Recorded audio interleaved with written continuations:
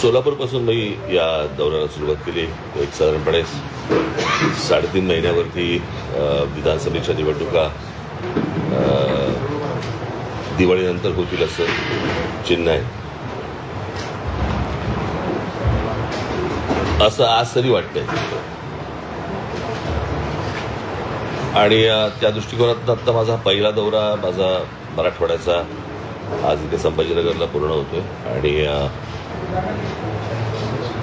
20 तारखेला माझा विदर्भ दौरा सुरू होतोय.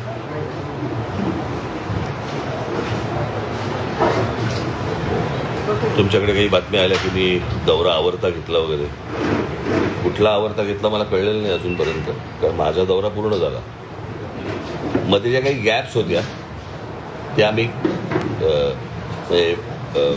उदाहरणार्थ हिंगोलीला मी राहणार होतो, तर हिंगोलीला राहायच्याऐवजी मी तिथून कव्हर करून परभणीला आलो वगैरे असं. तर ते आज हा दौरा पूर्ण होतोय माझा.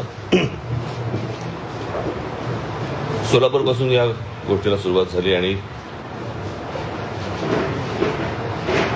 गेले अनेक दिवस मराठवाड्यामधलं वातावरण आणि मराठवाड्यामधलं एकूण राजकारण याविषयी पाहत होतो, ऐकत होतो आणि त्याची प्रचितीही आली.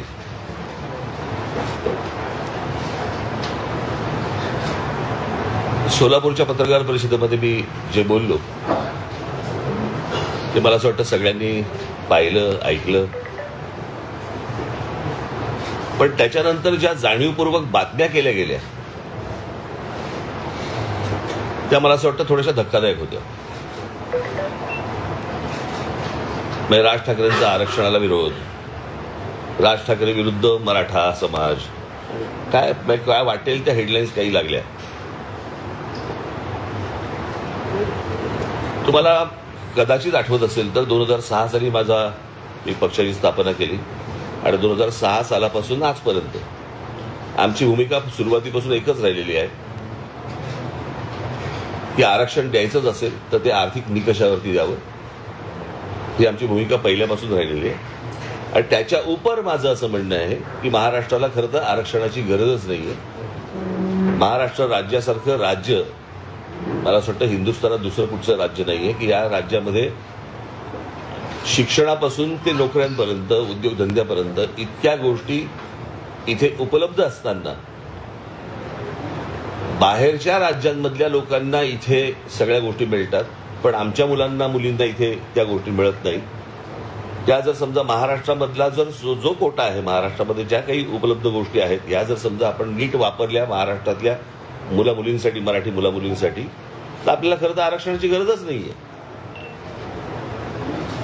इतकं पुरून उरेल इतकं सगळ्या गोष्टी आपल्याकडे महाराष्ट्रामध्ये असताना आपल्याकडे या सगळ्या गोष्टी उभ्या राहत आहेत.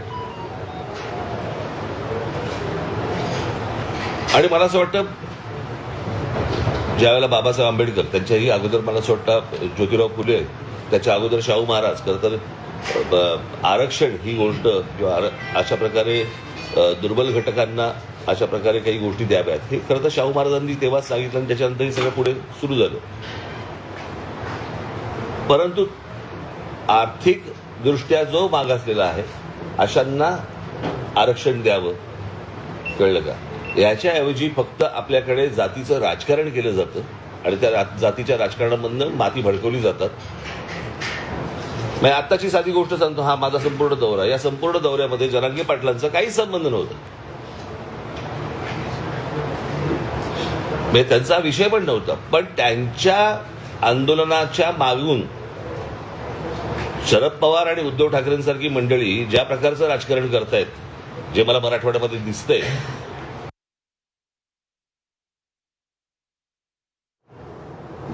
या मराठवाड्यामधले काही पत्रकार या सगळ्या गोष्टींसाठी म्हणून इन्व्हॉल्व्ह झालेले आहेत. म्हणजे मला त्यांची नावंही माहिती आहेत, मला कळलं का? ती योग्य ठिकाणी जातीलही, त्याच्या इन्क्वायऱ्या सुरू पण होतील. म्हणजे कोणाला पेवर ब्लॉकचे कॉन्ट्रॅक्ट्स मिळाले आहेत, कोणाला MIDC मध्ये जागा मिळाल्या आहेत, कोणाला किती पैसे मिळाले आणि त्याच्यातनं कशा गाड्या घेतल्या गेल्या आहेत, कळलं का? अशा सगळ्या गोष्टी माझ्या कानावरती आलेल्या आहेत. म्हणजे मी ज्या वेळेला ह्याला होतो, धाराशिवला होतो, त्यावेळेला धाराशिवला मला काही लोक भेटायला तिकडे ते बाहेर सगळे आले होते. त्या लोकांना भडकवण्याचं काम काही पत्रकार तिकडे करत होते.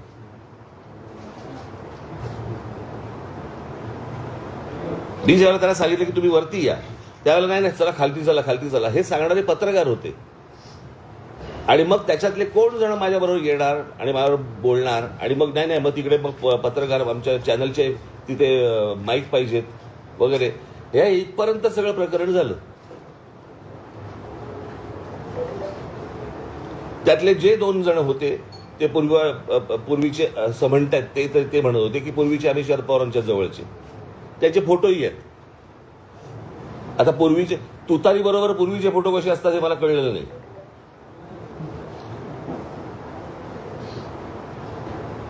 आणि उद्धव ठाकरे गटाचे तिथे अजून 2 जण होते. परवा दिवशी कुठेतरी मी नांदेडला असताना तिथे सर्किट हाऊसवरती एक कोणतरी 2-4 जण ओरडत होते. त्यातला एक जो माणूस होता त्यांचा शरद पवारांबरोबर आत्ताचा फोटो आहे. काल जे झालं त्याच्यामध्ये तर शिवसेनेचा जिल्हा प्रमुखच होता. म्हणजे या सगळ्या गोष्टींशी हे सगळं अख्खं काय झालंय, लोकसभेचा जो निर्णय लागला त्या लोकसभेच्या निर्णयानंतर ह्यांना वाटलं की मराठवाड्यामध्ये आपल्याला मतदान झालं. पहिली गोष्ट मला असं वाटतं शरद पवारांनी आणि उद्धव ठाकरे दोघांनी समजून घ्यायला पाहिजे की ते नरेंद्र मोदी आणि अमित शहा यांच्या विरोधातलं मतदान होतं, त्यांच्या प्रेमाखातर मिळालेलं मतदान नव्हतं. मी नेहमी सांगत आलो की विरोधी पक्ष हा कधी जिंकत नसतो, सत्ताधारी हरत असतात.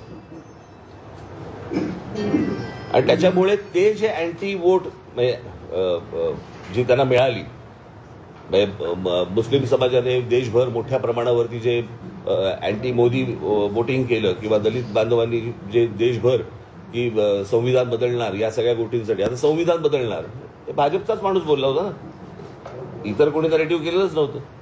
पण ते जे लोक भडकले होते ते मतदान या सगळ्या लोकांना झालं इथे. त्यांना असं वाटते की ते त्यांच्या प्रेमाखातर झालंय, ते त्यांच्या प्रेमाखातर नाही झालंय. आणि त्यांना असं वाटतंय की येणाऱ्या विधानसभेला देखील त्याच प्रकारची खेळी खेळावी. आणि याच्यासाठी आता काल तो शिवसेनेचा कोण तो जिल्हा प्रमुख ज्याला आमच्या पोरांनी मारला, नशीब पोलीसमध्ये पडले. प्रश्न असा आहे, तो ओरडत गेला 1 मराठा लाख मराठा म्हणजे काय, तर ह्यांना दाखवायचं की हे जरांगे पाटलांचं आहे. पण त्यांच्या आडून ह्यांचं विधानसभेचं राजकारण सुरू आहे हे मला असं वाटतं लोकांसमोर येणं गरजेचं आहे.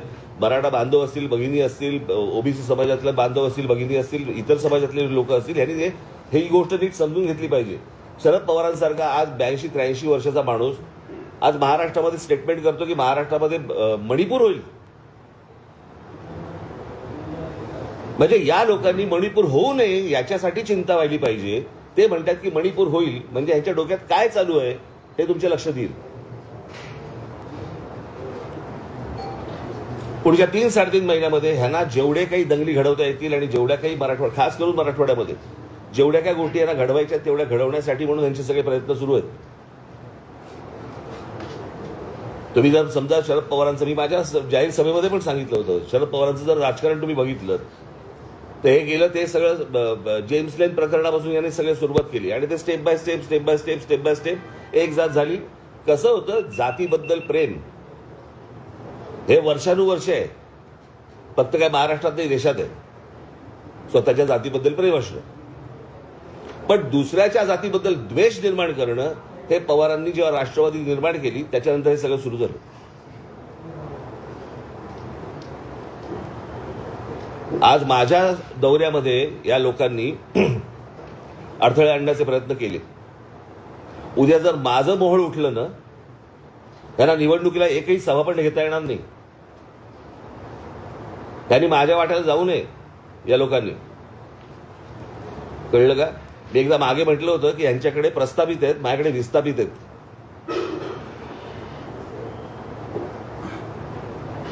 यांनी माझ्या नादी लागू नये या सगळ्या गोष्टींसाठी. तुम्हाला तुमचं राजकारण करायचंय, समाजामध्ये तेढ निर्माण करून विष कालवून ह्यांना कुठचं राजकारण करायचंय? आणि ह्यांच्या राजकारणाचा बेसच हा आहे.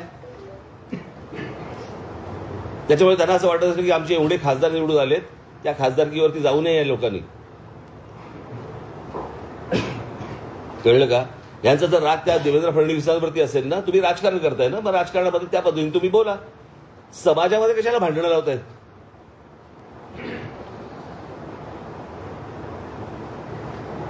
बरं, विषय आरक्षणाचा आहे ना. मला अजूनही आठवतंय 2003 पहिल्यांदा मराठा समाजाचा मोर्चा त्यावेळेला, ते जे नंतर जे आले ना मोर्चे, ते नंतरचे वेगळे. पण मराठा समाजाला आरक्षण मिळालं पाहिजे याचा पहिला मोर्चा त्यावेळेला इथे आला होता, मुंबईमध्ये आला होता. मला आजही आठवतो त्याचा फोटो, पण तुम्हाला कदाचित माझ्याकडे असेल तो फोटो.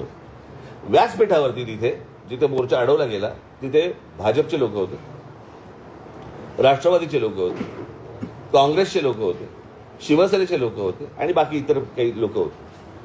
सगळ्यांनी एकमुखांनी तिथे सगळ्यांनी सांगितलं की मराठा समाजाला आरक्षण मिळालं पाहिजे. बरोबर? कोणी अडवलं मग पुढे? अडवलं कोणी पुढे? जर तुमचं सगळ्यांचं एकमत आहे तर तुम्हाला थांबवलंय कोणी? मग अजूनपर्यंत गेली अनेक 15-20 वर्ष होत का नाहीये हे? म्हणजे गेली 10 वर्ष केंद्रामध्ये नरेंद्र मोदी पंतप्रधान आहेत किंवा होते, आता तिसरी टर्म सुरू झाली, पण 10 वर्ष तर होते ना, बहुमतात होते.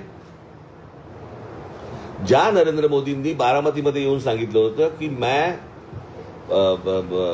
शरद पवार जी की उंगली पकड़ के मैं.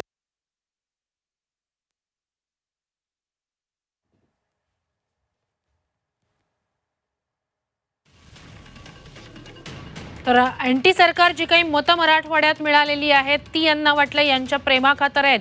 बीडच्या आंदोलनात ठाकरे पक्षाचा जिल्हा प्रमुख होता. दंगली घडवण्याचे यांचे प्रयत्न सुरू आहेत आणि जरांगे पाटलांच्या आडून पवार ठाकरे राजकारण करतायत, तरुणांची माथी फडकवतायत. माझ्या नादी लागू नका, माझं मोहोळ उठलं तर यांना एक सभाही घेता येणार नाही, असं राज ठाकरेंनी थेट इशारा ठाकरे आणि पवारांना दिलेला आहे. आरक्षण आर्थिक निकषावर असावं हीच आमची भूमिका अगदी सुरुवातीपासून आहे आणि जातीच्या राजकारणावरून तरुणांची माथी भडकवली जात आहेत. माझी पोरं काय करतील ना ह्यांना कळणार पण नाही. नंतर घरी येऊन आरशापुढे पाठ बघावी लागेल आणि पोट बघावे लागेल आणि गाल पण बघावे लागतील.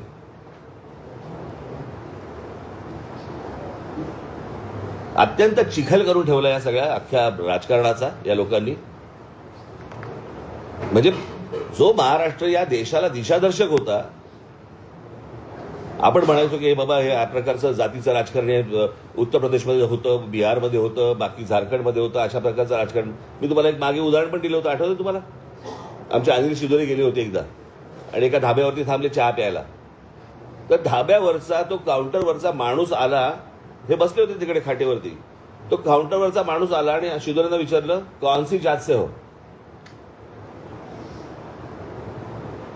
हे वातावरण महाराष्ट्रात आणायचंय. त्या दिवशी मी मोबाईलवरती बघत होतो, कुठेतरी मला क्लिप पाठवली, लहान लहान मुली बोलत होत्या की आम्ही ओबीसी समाजातल्या आणि आमच्या मराठा समाजातल्या आमच्या मैत्रिणी होत्या, पण आता हे सगळ्या वातावरणामुळे त्या दूर झाल्या, आम्ही पण दूर इथपर्यंत आणलं, खालपर्यंत घाण राजकारण. का तुम्हाला सत्य द्यायचंय म्हणून, मतं पाहिजेत म्हणून?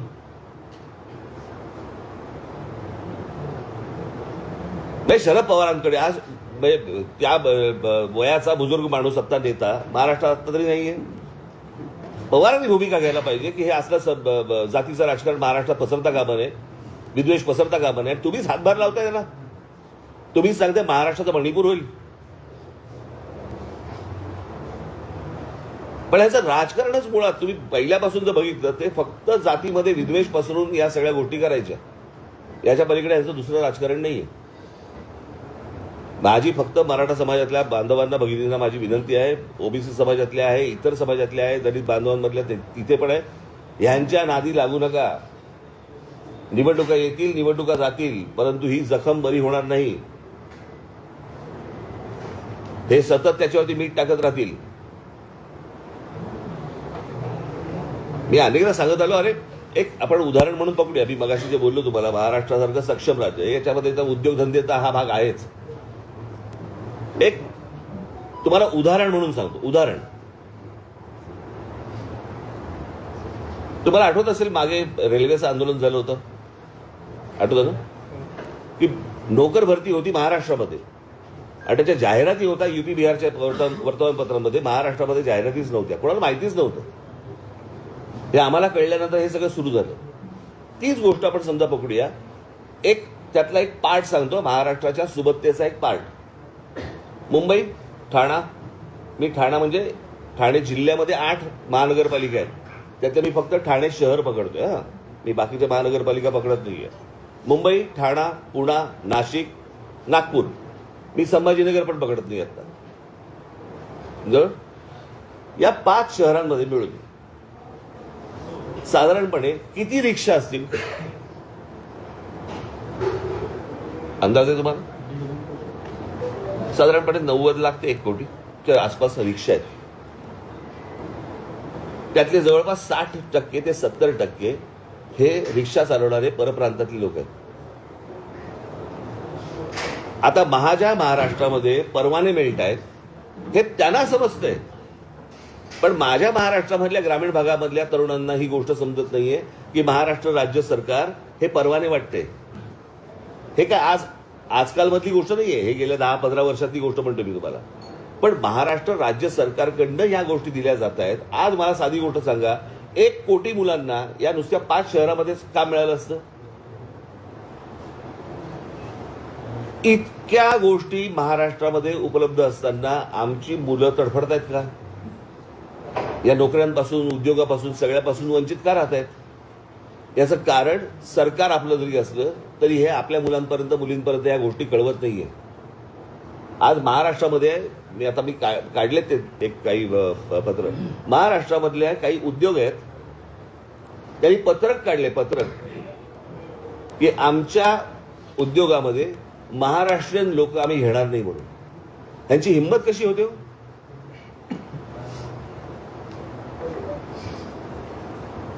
म्हणजे एवढ्या सगळ्या गोष्टी उपलब्ध असताना आम्ही आज फक्त भांडतो आहोत का?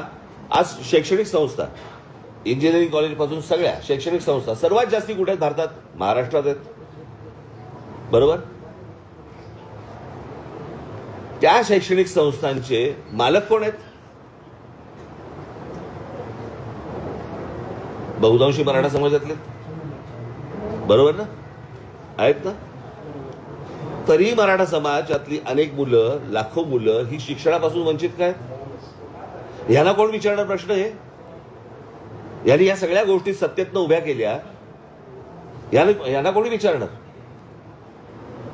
म्हणजे ह्यांना कोणी विचारायचं नाही. सरकार सरकारच्या बाजूने, हे यांची राजकीय पोळ्या भाजत बसणार, कोणाच्या तरी खांद्यावरनं बंदुका चालवणार आणि इथे आम्ही डोकी फोडत राहणार समाजामध्ये. मला असं वाटतं महाराष्ट्रातला समाज हा सुज्ञ आहे, त्याला या सगळ्या गोष्टी समजतील. आणि मला, तुम्ही सगळे पत्रकार बांधव आहात, मला तुम्हाला फक्त एवढंच सांगायचंय, तुमच्यातले जे काही अशा प्रकारचे विष कालवणारे किडे असतील, मला असं वाटतं त्यांना तुम्हीच वेळीच बाजूला सारणं गरजेचं आहे किंवा त्यांना एक्सपोज तरी करणं गरजेचं आहे. हे एकदा हाताबाहेर प्रकरण गेलं ना, नंतर आवरता येणार नाही. म्हणजे कालचा जो प्रसंग झाला तुमच्या ह्याच्यातला, कुठला, बीडला, त्याच्यात 3 पत्रकार सापडलेत.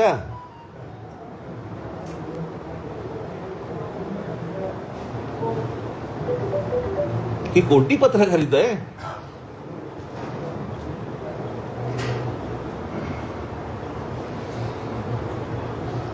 सो मला असं वाटतं की मी हा सगळा दौरा पूर्ण करून मी आता मुंबईला जाईन. 20 तारखेला माझा विदर्भाचा दौरा सुरू होईल. बघू काय विघ्न आणतात ते, आणि ते विघ्न त्यांच्या गळ्यात कशी घालता येतील ते आम्ही पाहू.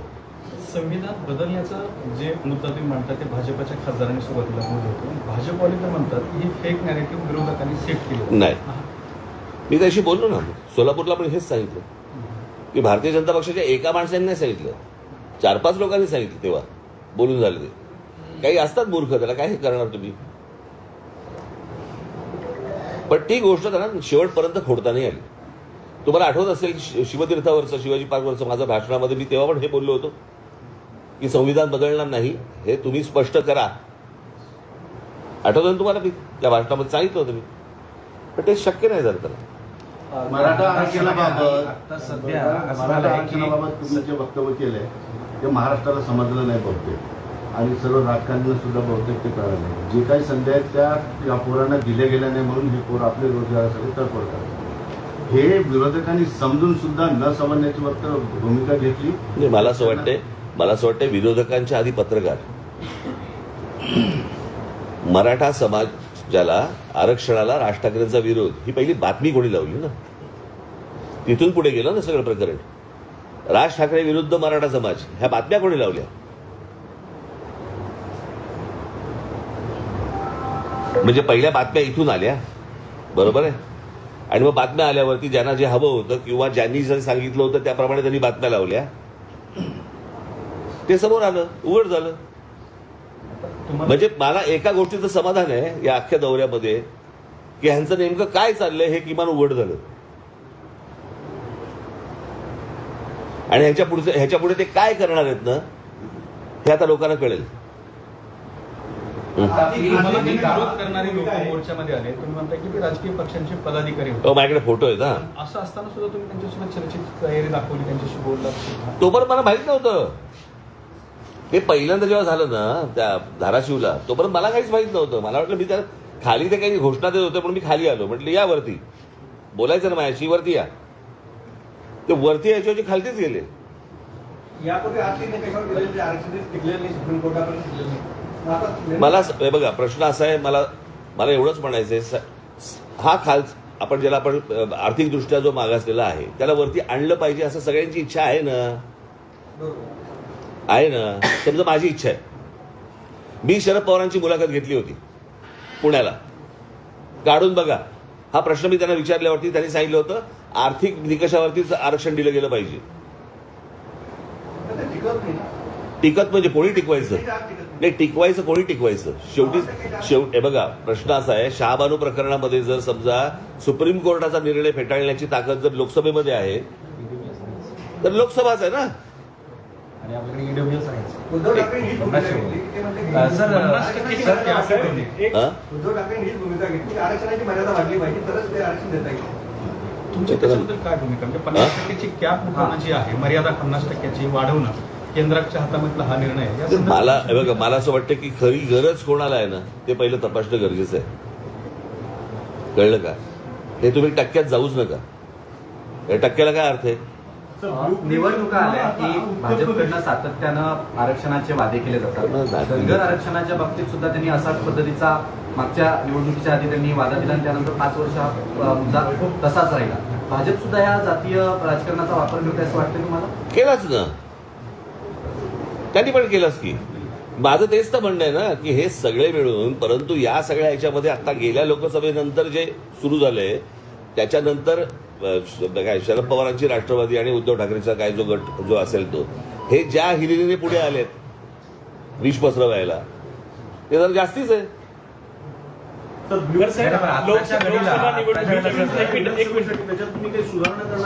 सुधारणा चालू आहे.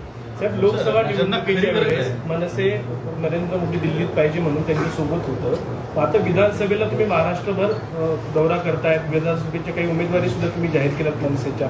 मग महाराष्ट्रात आपल्याला एकनाथ शिंदे, फडणवीस, अजित पवार नकोत का? प्रश्न असा आहे ना, काय आहे, 3 लोकांची एक कंपनी आहे, त्यांचे स्टेक ठरलेले नाही आहेत. कुठून चौथा पार्टनर घेणार? महाराष्ट्रात खरी गरज ज्यांना, आरक्षणाची खरी गरज ज्यांना आहे त्यांना दिलं पाहिजे. पण मराठा समाज जी आरक्षणाची मागणी करते तर त्यांना आरक्षणाची गरज आहे असं तुम्हाला वाटतं का सर? जो गरीब आहे त्याला असणारच ना. कळलं का? मराठा मराठा काय आणि कोणी काय, तुम्ही कशाला त्याच्यात फोड करताय? मी आत्ता हे जे पत्रकार आहेत ना इथे समोर उभे आहेत, बरोबर आहे, इथे उभे राहा आणि सांगा यांची जात कुठची. सांगता येईल का यांची जात कुठची? सांगता येईल का? नाही ना. आपण कशाला फोड करतोय? त्या जातीचं आंदोलन सुरू आहे म्हणून. हो, पण म्हणूनच माझं तेच म्हणणं होतं. आता मागच्या वेळेला पण मी आठवत असेल तर तुम्हाला, जरांगे पाटलांचं आंदोलन चालू असताना तिथे बोललो होतो ना मी. होतात ना तुमच्यापैकी कोणी तिकडे? की तो टेक्निकल प्रॉब्लेम आहे. आणि कसं आहे, हा फक्त महाराष्ट्रातल्या मराठा समाजाचा विषय येत नाही. एक जर विषय आला तर बाकीच्या राज्यांमधल्या ज्या इतर जाती आहेत त्यांचाही विषय येतो. बरं, आणि त्या बाकीच्या राज्यांमध्ये कोणी काढायला तयार होत नाहीयेत. जातीय मतांचं राजकारणच सगळे पक्ष डोळ्यासमोर ठेवण्यात आलं. सगळ्या पक्षांचा एकच अजेंडा दिसतो, जातीय बघा, माझं असं म्हणणं आहे, माझं सांगणं कोणाला आहे? राजकीय पक्षांना नाही आहे, माझं सांगणं समाजाला आहे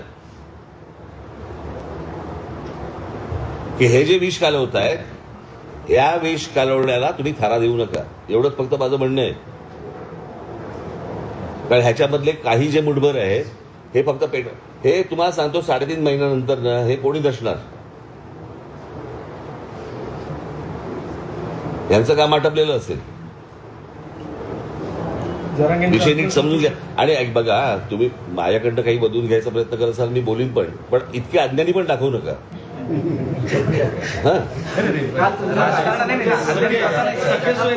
काही संबंध नाही, मात्र आम्हाला इशाऱ्याने धमकी देऊ नका. तुम्हाला जर धमक्या द्यायच्या असतील तर फडणवीस आणि महाराष्ट्र धुळ्यांना द्या असं संजय राऊत म्हणाले. कोणाला?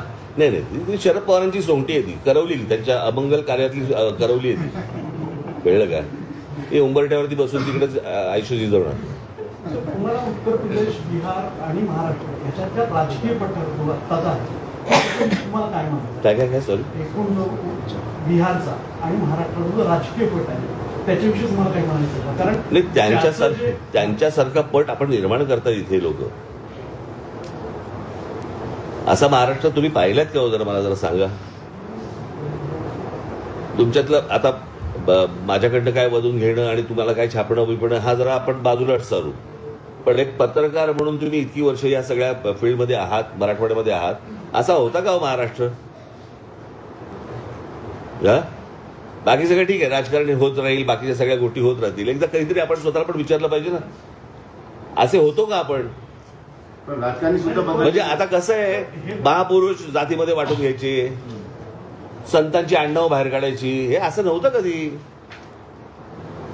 हे ज्यांना त्याच्या मागून जे त्यांना राजकारण जे खेळायचंय तेच हे सगळे उद्योग करतायत. पण राजकारणी सुद्धा त्यावर डिसेंट होते, राजकारणी सुद्धा बदलले जातात. राजकारण्यांना सुद्धा हे जातीचे संघर्ष हवे आहेत. म्हणजे लोकही बदलले, महाराष्ट्र बदलला, नेते बदलले. आता मी परत तेच सांगतो, पत्रकारही बदलले, नक्कीच बदलले. बरोबर ना? सगळ्यांनी पवार आणि ठाकरे यांच्यामुळे जर परिस्थिती बिघडते असं तुमचं म्हणणं आहे, तर मग शिंदे असतील, फडणवीस असतील किंवा अजित पवार असतील, यांची नेमकी भूमिका काय आहे परिस्थिती? हे बघा, मी तुम्हाला एक गोष्ट सांगू का, या सगळ्या ह्याच्यामध्ये सगळ्यांनीच या जातीचं समीकरण ह्याच्या अगोदर आखली, पण हे ज्या प्रकारचे तीव्रपणे जे विष कालवत आहेत असं मी तुम्हाला एक अजित पवारांबद्दल एक गोष्ट तुम्हाला सांगतो. हे ज्या वेळेला शरद पवार ज्या वेळेला बरोबर होते ते बरोबर, आणि पवारांचं हे सगळं राजकारण सुरू होतं ना जेव्हा, बरोबर, ते जेम्स लेन, मी तुम्हाला नक्की खात्रीलायक सांगतो, अजित पवार कधी जातीच्या राजकारणामध्ये कधी पडले नाहीत, एवढं निश्चित. बाकी माझे अनेक मतभेद असतील, माझे असतील, अनेकांचे असतील, पण जी योग्य गोष्ट आहे मला असं वाटतं ते कधी जातीच्या बाबतीत आजपर्यंत त्याचं कधी वक्तव्य पण ऐकलेलं नाही आणि ते कधी या बाबतीत भानगडीत कधी पडलेलं नाही. मग एकीकडे होत असताना सर राहुल गांधी आणि बाकीचे नेते सुद्धा जातीय निहाय जनगणनेची मागणी करतात. मी परत तुम्हाला तेच सांगतो, जात तुमची काय जात असेल मला माहिती नाही, पण जात तुमची तुम्हाला प्रिय असेल, दुसऱ्या जातीबद्दल विद्वेष पसरवू नका, एवढंच माझं सांगणं आहे ना. आपण 30 रेकॉर्ड घासतोय की नाही मगापासून, बरोबर, हा, तेवढंच माझं म्हणणं आहे. जातीचं राजकारण हे काही नवीन नाहीये महाराष्ट्राला आणि देशाला, पण ह्या प्रकारचं राजकारण तुम्ही ह्याच्या अगोदर कधी पाहिलं नसेल. यातून बाहेर कसं पडायचं हा एक विषय आहे. असं म्हटलं की तुम्ही आंतरवलीला गेल्यानंतर तिथे तुम्ही त्यांना सांगितलं होतं. या वक्तव्यावर उत्तर देताना जरांगे पाटील असंही म्हटले की ते त्यांनी माझ्याकडे ऐकून घेतलं, ऐकल्यानंतर असं म्हटलं की असं असेल तर मराठा समाजाला आरक्षण मिळालं पाहिजे. माझं मी तुम्हाला दुसरं आज त्यांनी आणखीन एक असं वक्तव्य केलंय आपल्या वक्तव्यानंतर की आता राज ठाकरे यांच्या विरोधात आंदोलन करू नका, गरज पडली तर मी मुंबईला जाऊन राज ठाकरेंची गचुंडी पकडेल. गचुंडी हे त्यांचे शब्द आहेत का तुम्ही कोणी भरले? त्यांची शब्द. अच्छा, मग मी त्यांच्याशी भेटल्यावरती बोलीन त्यांच्याशी. सर आरक्षण या एक मिनिट, पहिली गोष्ट मला पूर्णतः करू देत रे. एकाने एक प्रश्न विचारल्यावरती लगेच दुसरा काय प्रश्न विचारत आहे. हा, त्याच्यात ते काय बोलले? मुळात पहिली गोष्ट लक्षात घ्या, हे काही त्यांनी पाठवलेली माणसं नव्हती. बरोबर आहे. आणि कोण माणसं होती हे मी तुम्हाला मगाशी सांगितलं ना. आपण का परत तेच बोलतोय? मी बसलोय म्हणून तेच विचारताय का तुम्ही? की प्रश्न संपलेत? नाही, त्यांचं नाही, झालं, आता संपला विषय. मी मगाशी तुम्हाला सांगितलं त्याप्रमाणे त्यांची माणसं नव्हती. हे काय त्यांच्या बरोबरचे आंदोलनकर्ते नव्हते. हे शरद पवार आणि उद्धव ठाकरेच्या बरोबरची माणसं आहेत ही. त्याच्याबद्दल काय बोलायचं मगाशी बोललोय मी. सर, अशा परिस्थितीमध्ये आता आपण मग पुढे जायचं कसं? कारण हे जर त्यांचा जर बघू दंगल आता. घडवण्याचा कट आहे किंवा या सगळ्या जाती द्वेष वाढवण्याचा प्रयत्न आहे, अशा परिस्थितीत काय तुम्ही केलं सगळे चांगले पत्रकार आहात असं मी समजतो. पाहिजे? तुम्ही सांगितलं पाहिजे सर. मनसे अलर्ट किती राहा. जागा लढवेल? अलर्ट राहा. आणि आमच्यावरती संपूर्ण बांगलादेश ह्याच्यामध्ये हिंसाचार झाला, हिंदूंच्या घरांवरती तिकडे अटॅक होत आहे. ते जर शरण आले भारतात तर त्यांना तुमचा पाठिंबा असेल? कोणाला?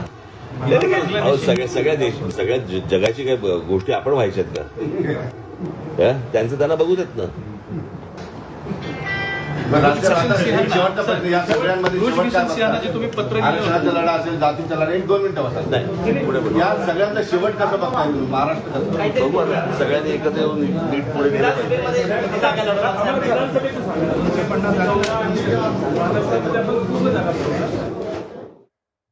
तर राज ठाकरे संभाजीनगरमधून यावेळी माध्यमांशी संवाद साधत होते.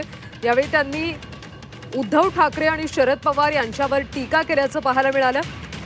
बीडमध्ये त्यांच्या गाडीवर जे आंदोलन झालं होतं, ज्या पद्धतीनं सुपारी फेकण्यात आली होती, ते सगळं आंदोलन खरं तर उद्धव ठाकरे आणि शरद पवार यांच्या गटाच्या लोकांनी केलं होतं.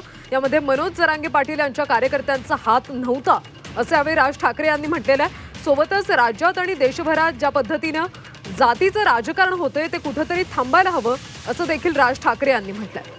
आर्थिक निकषांवर आरक्षण दिलं पाहिजे, जातीमधला विद्वेष पसरवला गेला नाही पाहिजे. शरद पवार यांनी सुद्धा याची काळजी घेतली पाहिजे असं यावेळी राज ठाकरे यांनी म्हटलं.